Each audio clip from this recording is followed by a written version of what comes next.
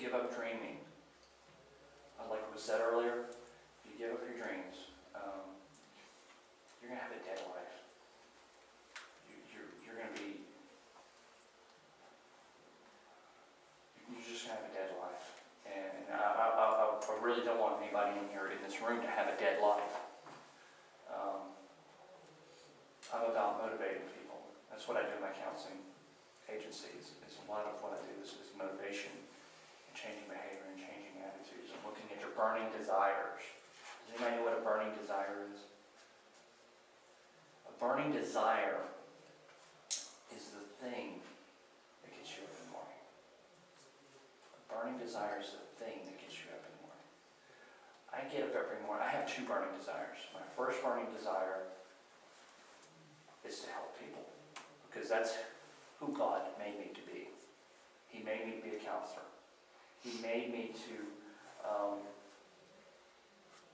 help people, to be able to sit there and listen to the tragedies that they have, and say, well, I have this insight. What do you think about this? And they go, I never thought about that. And suddenly everything turns around for him. He's given me that gift, but he's also given me a gift of writing.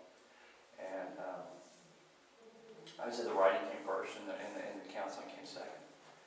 Because I was a kid. I was your age, and I was reading Stephen King's The Stand. Was the first Stephen King book I read, and I was completely blown away. When I got done with that book, I said to myself, "Yeah, I want to be just like him.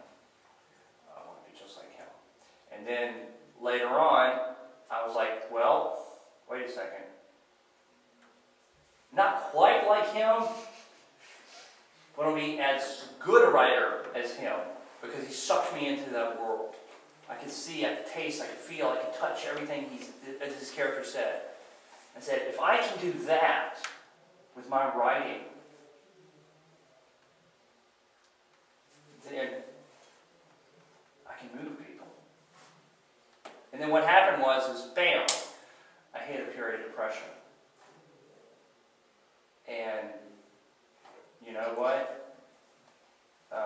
God is sovereign. And he knew exactly what he was doing. And he carried me through it. And it shaped everything. It shaped everything. It made me compassionate, it made me empathetic to other people.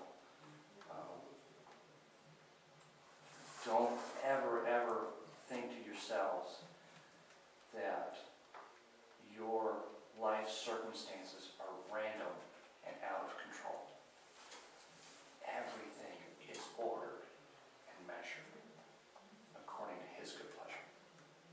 It may be painful. And a lot of times it's going to be painful. Alright? Because he didn't promise a rose garden. But he I was talking to the ladies yesterday. I was trying to explain to them the difference between when we're talking about predestination.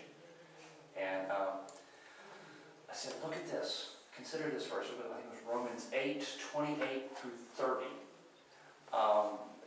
Paul's talking about those who are predestined, or those he foreknew, he predestined, blah, blah, blah, blah, blah. All right, y'all familiar with the verse?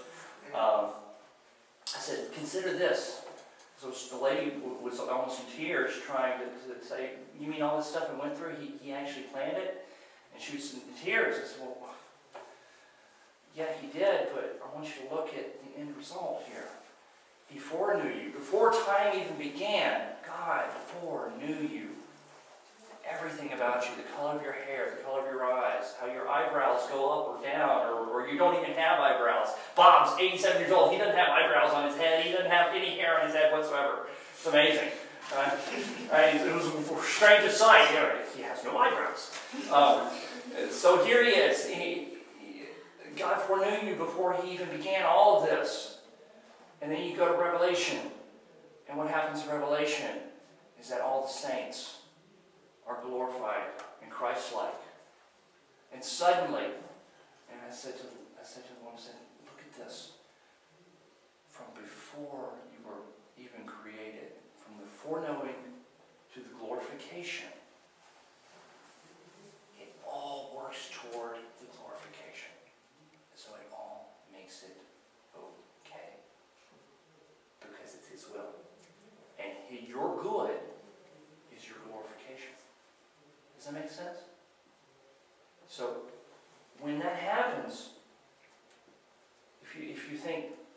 life's out of control, and God, why are you doing this to me?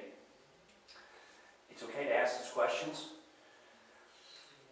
Just remember, yeah, it's going to be painful, but it's also going to be good in the end. Because you will be glorified, and you will be Christ-like in the end. So, okay, I've yacked enough, I've talked enough. Let me shut my mouth, because right now, I can tell you right now, what's going to happen is my mentor, MG, is going to say, all right, Todd, you've had enough talking about yourself. Now shut up and let him ask you some questions. So I'm gonna shut up now and let y'all talk and ask me questions. I've got some sheets here that I'm going to pass on to Mr. Grosclose, and he can copy them and then pass them out to y'all later on. Okay, questions?